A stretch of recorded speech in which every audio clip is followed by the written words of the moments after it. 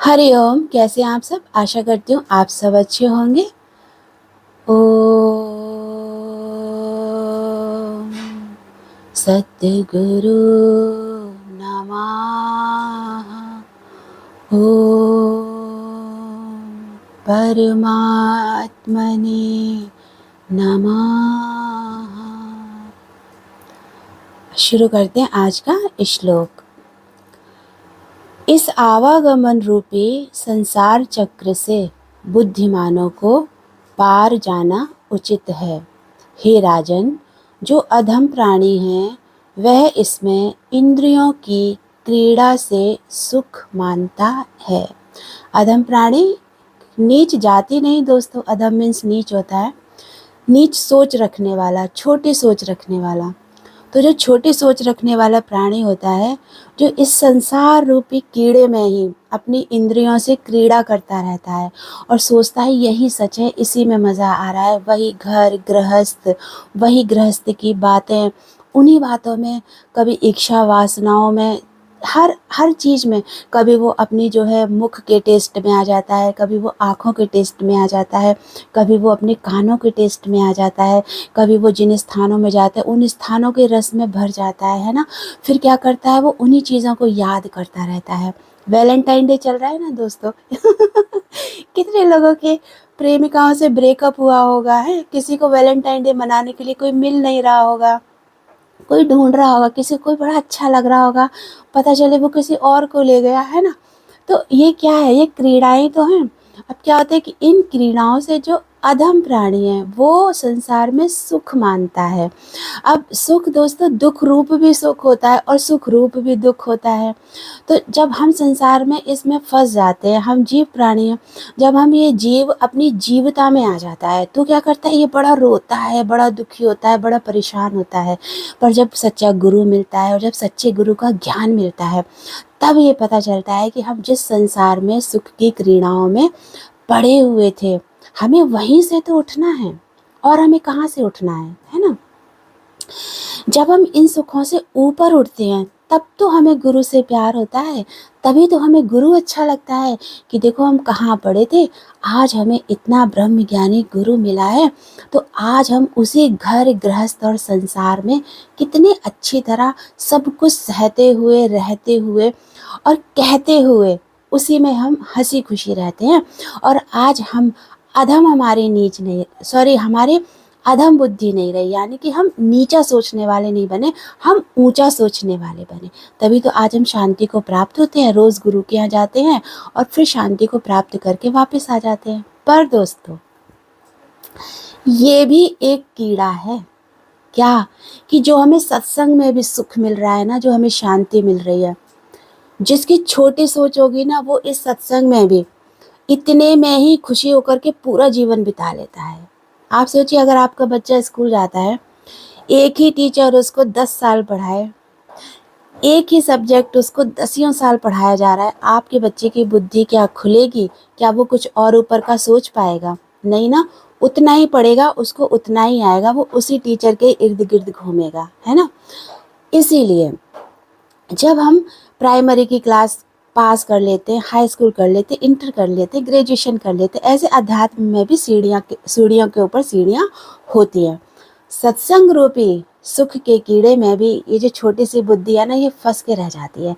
ये नहीं सोचती है कि मैं और ऊपर का ज्ञान लूँ, मैं और ऊपर का ज्ञान लेकर के उस परमात्मा से मिलूँ, उस निराकार पार ब्रह्म परमेश्वर परम पिता निराकार निर्गुण की साधना करूं, आराधना करूं, जिससे कि मैं इस लेवल को भी क्रॉस कर जाऊं। तो ऐसा नहीं कि हम सत्संग में पहुंच गए, घर संसार में तो हमारी जो सुख का कीड़ा था, जो बुद्धि हमारी नीचे थी, उसमें तो बड़ी उन्नति होती है। लेकिन जो हम संसार में रह कर के भी अपनी बुद्धि थोड़ी छोटी कर लेते हैं ना, उसमें से भी हमें पार निकल रहा है। तो बोला कि हे राजन, बुद्धिमानों को पार जाना उचित है ना। अब हम अगर अधम प्राणी इन सत्संगों में भी बने रहेंगे, ऊपर का नहीं सोचेंगे, ऊपर की पढ़ाई नहीं पढ़ेंगे, तो फिर हम बुद्धिमान कहाँ से हुए? नहीं हुए ना। इसीलिए बुद्धिमान, अब हम खुद से ये निर्णय करेंगे कि हम अपनी बुद्धि में जो और ऊंचे विचार आ रहे हैं, कभी कभी हम सत्संग में बैठे होते हैं ना, तो हम उस लेवल को क्रॉस कर चुके होते हैं, तो हमारे अंदर वो वाणी नहीं जाती है। वहाँ बैठ के जो बोल रहे हैं हमें लगता है हम बोले, ये तो सब पार कर चुके हैं, अब इस समय मज़ा नहीं आ रहा है, ये तो हम स्टेज क्रॉस कर चुके हैं, हम थोड़ा सा और हमें ज्ञान मिले, और हमें ज्ञान मिले, है ना। तो क्या होता है कि बुद्धि तो है हम सब में, लेकिन हम मान नहीं रहे हैं कि हम और ऊपर की भी बुद्धि हासिल कर सकते हैं, है ना। बुद्धि तो एक जानवर को भी मिली है दोस्तों, कितनी यूज़ करता है। ऐसे ही हम इंसान होकर के भी जानवरों का काम करें कि बुद्धि हमें बहुत अच्छी मिली है, बुद्धिमान, लेकिन हम उस छोटे से बुद्धि को हम बड़ा करना नहीं चाहते, हम मान नहीं रहे हैं कि हम इतने स्तर से और ऊपर जा सकते हैं। तो सत्संग बुरा नहीं है, गुरु बुरा नहीं है। मेरी बातें शायद आप लोगों को बुरी लग जाती होंगी, पर बस मेरे थोड़ी सी कड़वाहट रहती है मेरे मन में, वो कभी और चलिए बताऊंगी। इसीलिए बहुत सारे जो योगी हैं, जो ज्ञानी हैं, जो तपस्वी हैं, जो ऋषि हैं, जो मुनि हैं, इस संसार सागर से पार जाने की बुद्धि रखते हैं, उनकी बुद्धि वहीं पर सीमित करके रह जाती, और वो बेचारे उच्च ज्ञान से अपने आप को कभी मिला ही नहीं पाते हैं। वही घर संसार संभलता है, रोज संभलता है दोस्तों, और रोज बिगड़ता है। आप बताइए, इस संसार में कौन सा ऐसा रिश्ता है जो आपको आपकी उन्नति के हिसाब से पदवी देगा। आप जितनी भगवान की स्तुति में ऊपर स्तर को प्राप्त होते जाएंगे ना दोस्तों, उतना ही आपको नीचता भरे लोग मिलेंगे। बुद्धि इतनी है और उतने ही दायरे में आप घुमा रहे हैं संसार चक्र में, कि घर में, बेटे में, बहू में, नातेदारों में, रिश्तेदारों में, 1 घंटा ज्ञान सुनाने में भी, है ना, ज्ञान भी सुनाने में और ज्ञान सुनने में भी बुद्धि हमारी उतने ही स्तर पर तो यूज़ हो रही है। और इतना हम जब अपना आदर्श स्थापित कर लेते हैं ना, तो सब हमारे बड़े गुणगान करते हैं, सब हमें बड़ी पदवी देते हैं, संत की, योगी की। लेकिन समझ लीजिए, जब तक आपको संत की पदवी मिल रही है और योगी की पदवी मिल रही है, तब तक आप बुद्धिमान नहीं है, सीमित बुद्धि है आपकी। आप उसी सुख की क्रीड़ा में आनंद ले रहे हैं। आहा भाई, मैं तो योगी हूँ, मैं तो ज्ञानी हूँ, मैं तो दादी हूँ, मैं तो सबको सुनाता हूँ, अब तो मेरी वाह वाह हो रही है, घर में सब मुझे बड़ा मान सम्मान दे रहे हैं, बहुत अच्छी मेरी मम्मी है, बहुत अच्छे मेरे पापा हैं, बहुत अच्छी मेरी बहन है, भाभी है, जो भी सत्संग में जा रहा है। सोच लीजिएगा, उसी सुख के कीड़े में आप आनंदित हो रहे हैं। सच्चा सुख नहीं है वो। हे राजन, तू इसी संसार चक्र में फंसा रहेगा, बुद्धिमान पुरुषों को इसके पार जाना है। तो जितना आप ऊपर उठते जाएंगे गुरु के ज्ञान से, केवल ज्ञान से विचारों को ऊंचाई में लाएंगे, इस संसार चक्र वाली जब बुद्धि को संसार में ही छोड़ देंगे, और काम तो सारा संसार का करेंगे, लेकिन जो हमारी बुद्धि है ना, उसको हम जो है परमात्मा से मिलाते चलेंगे। एक पागल व्यक्ति भी दोस्तों संसार में, भूख लगती है तो खाना मांगता है, प्यास लगती है पानी मांगता है, कोई उसे मारेगा तो वो रोएगा, उसको दर्द होगा, वो चिल्लाएगा, उसको सब चाहिए। बुद्धि है ना, तभी तो। ऐसे ही हम जो संत हैं, जो महंत हैं, जो हम योगी हैं, ऋषि हैं, मुनि हैं, सत्संग से जुड़ गए हैं, गुरु मिल गया है, हम भी उतनी ही बुद्धि वाला काम कर रहे हैं। बुद्धि मान नहीं है, बुद्धि मान नहीं है, केवल बुद्धि। और उस बुद्धि को यूज कर करके बुद्धिहीन होते जा रहे हैं। क्यों? क्योंकि हम उस बुद्धि का यूज उस स्थान के लिए नहीं कर पा रहे हैं जो हमें कुर्सी मिलनी है वहाँ परमात्मा रूपी। हम केवल नीचे की कुर्सियों के लिए सीमित ज्ञान में रह गए। बुद्धि तो है मगर बुद्धिहीन हो गए। अब अगर हमसे कोई कुछ पूछेगा भी ना, तो हम बता ही नहीं पाते हैं, क्योंकि हम बुद्धिहीन हो चुके हैं, हमारी नॉलेज वहाँ तक नहीं है।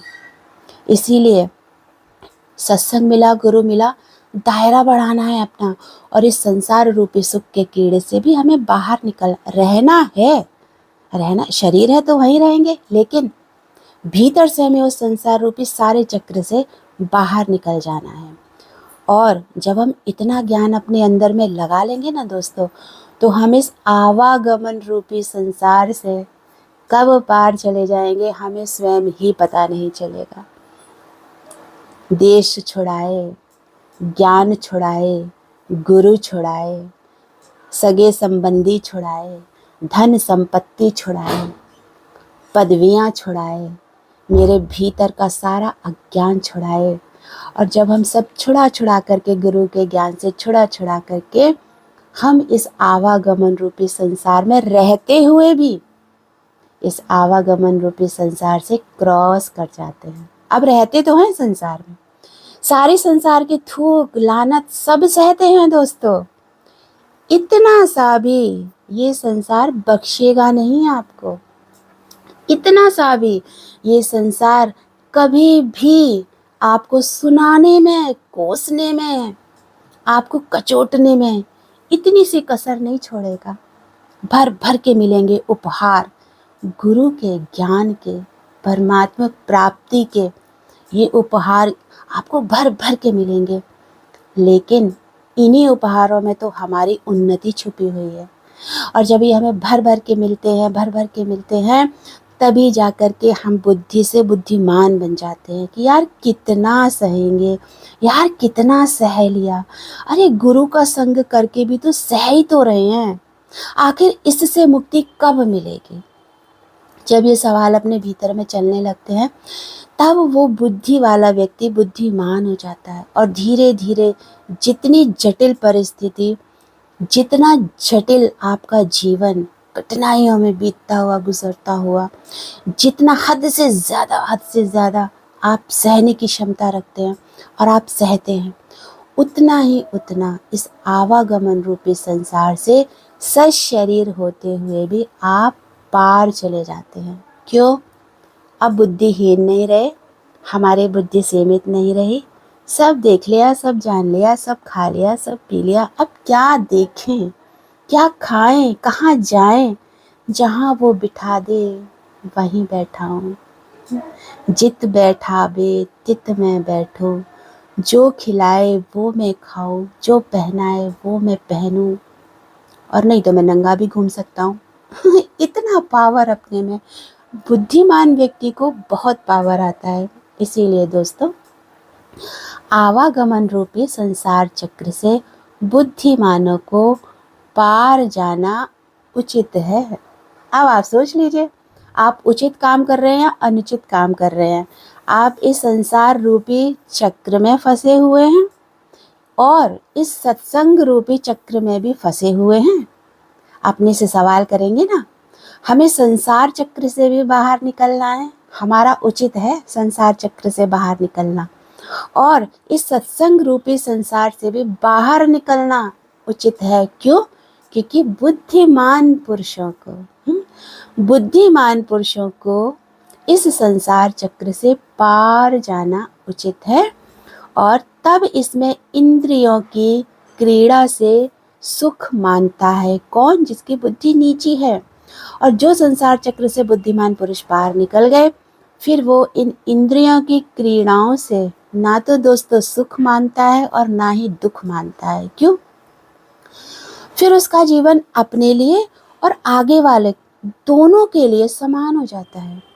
अब जो उसके विरुद्ध चल रहे हैं, जो उसके अगेंस्ट चल रहे हैं, वहाँ से वो अपना पीछा छुड़ा लेता है, निराकार खुद ही पीछा छुड़वा देता है। और जिनके वो साथ रह रहा है, वहाँ ना तो वो उनको सुख देने की क्रीड़ा में बंधन में आता है, और ना उनसे जो मुझे सुख मिलता है उसकी क्रीड़ा के मैं बंधन में आता हूँ। आज हमें प्यास लग रही है, पानी पी लिया, आनंद आ गया। भूख लग रही है, खाना खा लिया, तृप्ति मिल गई। कहीं घूमने गए, बढ़िया फल मिल गए, वो ले आए, अच्छा लगा। ऐसे ही इस संसार का, इस शरीर रूपी हर सुख का एक योगी केवल और केवल आनंद लेता है और आनंद देता है। और दोस्तों, जो बुद्धिमान पुरुष है, हे राजन, जो बुद्धिमान पुरुष है वो सुख देता ही देता है। पर कहाँ? बुद्धिमान बनके कहाँ सुख देता है? जिन्हें जरूरत है। नीच बुद्धि बनके नहीं, कम बुद्धि वाला नहीं, अधम प्राणी नहीं बनना है कि जहाँ वैल्यू भी नहीं है, जहाँ हम सुख दे रहे हैं वहाँ हमें लतियाया जा रहा है, वहाँ हमारी बेइज्जती की जा रही है, वहाँ हमारी जीने की हमसे सांसें खींच ली जा रही हैं और हम वहीं गुरु के ज्ञान से सुख दिए पड़े। अधम बुद्धि, अधम प्राणी है वो। जो बुद्धिमान हो जाएगा, कहाँ सुख देना है उसे खुद समझ में आ जाता है और फिर वो सुख लेने की तो कभी सोचता ही नहीं है दोस्तों।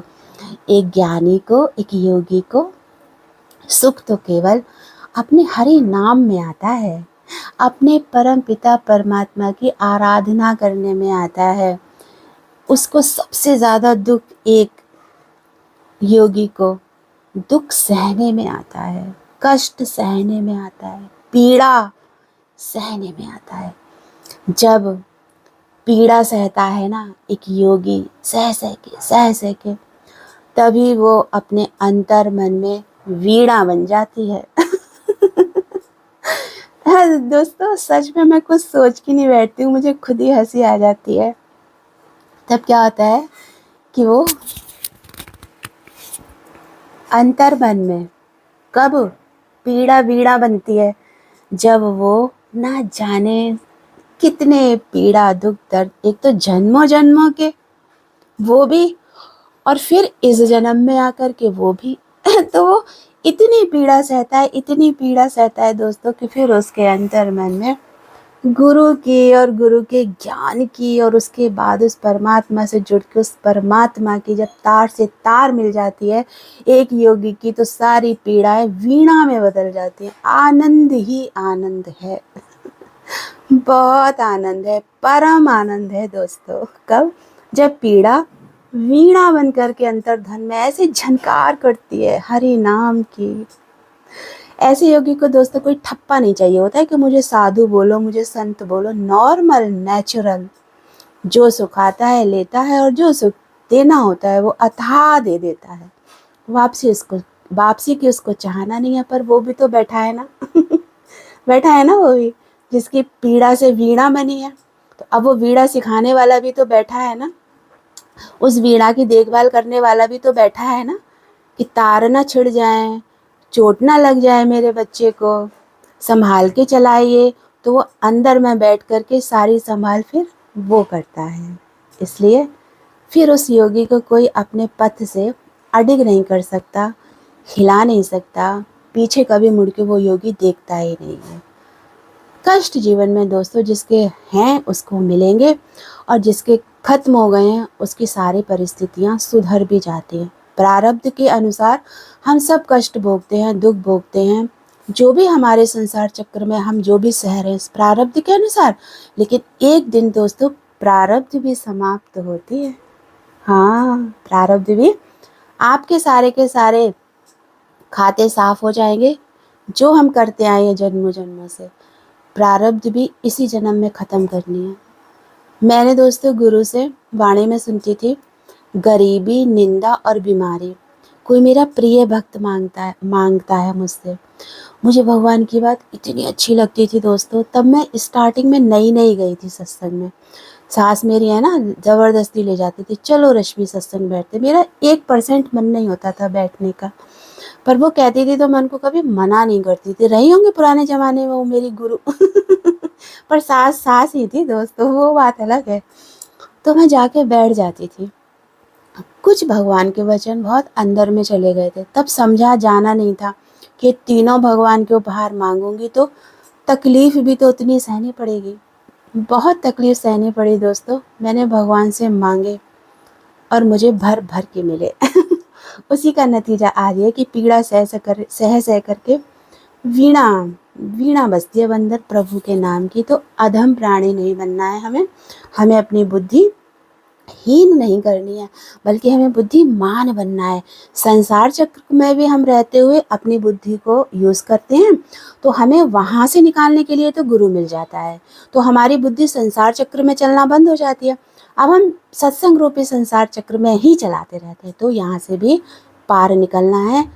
इस संसार से बुद्धिमान पुरुष आवागमन से हमेशा हमेशा के लिए बाहर निकल जाते हैं।